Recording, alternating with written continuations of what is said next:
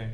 So again, a great segue to our fourth question. This is a two-parter, or two parallels, let's say. Very simply, what's next for you? What's your next project? What will you be up to at Notre Dame? And more broadly, what do you see happening in religious studies, in, let's say, in the next 10 years? Trends you see emerging, opportunities, problems, etc. And just to make sure that we get this out there, you're headed to Notre Dame. You're a 2018-2020 Global Religion Research Initiative postdoctoral fellow. So what will you be doing at Notre Dame? First, I need to ask for a shorter title. Okay. Yes. Yeah. No, it sounds good, though. It does sound good, and it's part of a great initiative. This Global Religion Research Initiative is a large initiative which is giving funding for postdocs and book projects and curriculum development. So anyone who's listening, there is another round for that. So people at Berkeley should apply and get funded. Sounds good. So immediately, the very short term is a long road trip across the I-90 because that also sounds writing good. a dissertation takes break. it out of you. You need a break. So I'm going to take a long trip over to Indiana. And, any pre-planned stops or played by ear? Along Yellowstone, Cody. I hear the largest gun, or one of the largest gun museums in the country is in Cody, Wyoming. It just feels like something, if you're going by it, you should see. Yes. So but once I get to Notre Dame, the plan is to first start thinking about the dissertation as a book, and I think this ties to another question you had asked: why British strategic culture? That's the focus for the dissertation. The idea for the book is to make it both more policy relevant and more contemporary by adding a chapter on American involvement in Iraq or Afghanistan, both depending on who I can speak to and what information is available. But I think it would be helpful to show that the biases that I spell out in the dissertation apply in a more contemporary context. I think it would be especially important given that we have more intelligence, we have better intelligence capabilities now. So to show that really is that even with more information, we still have this bias. Would I think be powerful for the argument, interesting for the reader who let's be honest, wants to read about these conflicts, and just show the broader reach of the claim. So that's one thing that I'll be doing at Notre Dame. That seems like plenty. It's the main, right? So ideally, it's a really it's a great opportunity to have 2 years. So many postdocs are 1 year. So I do feel particularly grateful for this 2 years to really be able to think about the manuscript. I would like to go back to the archives as well to sort of clean up or look further into some of the documents that I didn't include in the dissertation because I wasn't exactly sure if they're pointing to parts of the argument that I think they are.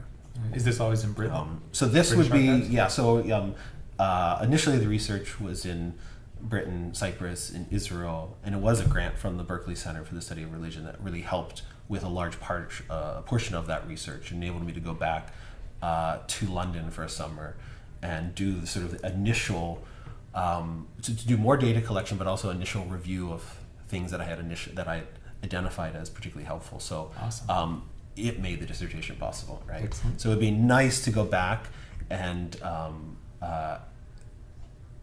know that there are very select files that I would look at more carefully now. So I think that's part of it. I think just going back to London is fine because the majority of documents from these conflicts are there.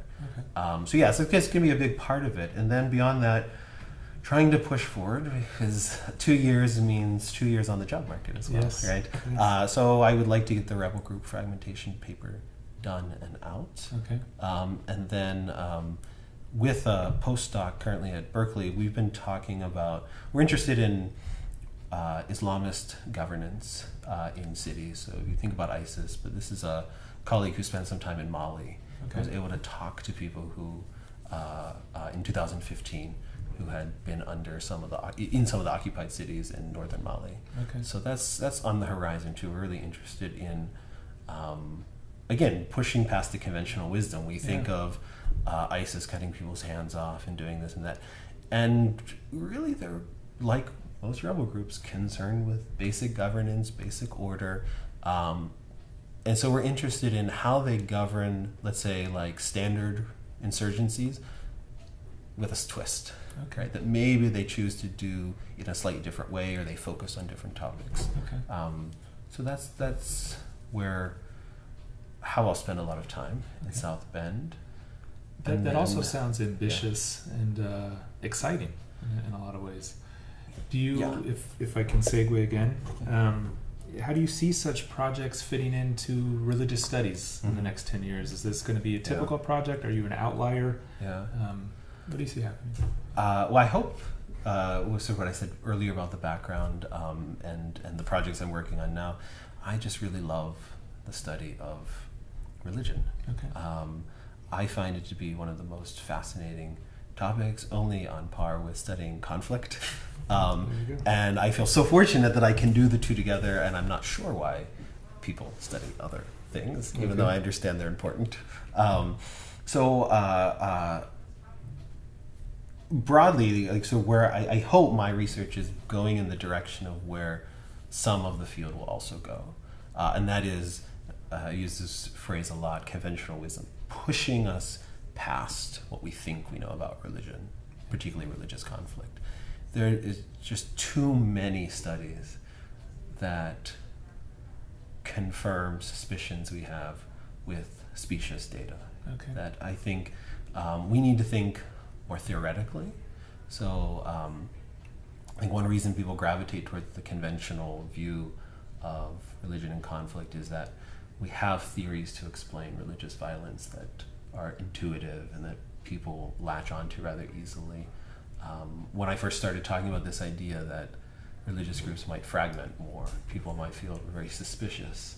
But you talk to someone in religious studies, and you mention the word schism, and they go, yep, that sounds right. Right? And so I think there needs to be, you can leverage the strengths of this interdisciplinary approach to ask broader questions, develop things more theoretically, and then find, I think what my work does is try to find data that allows us to reasonably test it. There could be a tendency to focus on data-driven research in the study of religion, which I hope we don't go in that direction. I think data-driven research can be helpful to answer particular questions, but it can really limit what we ask. Okay. And I think the study, particularly in political science of religion, is so fresh that we need to be asking big, broad questions that challenge us to see the world differently than we think it is.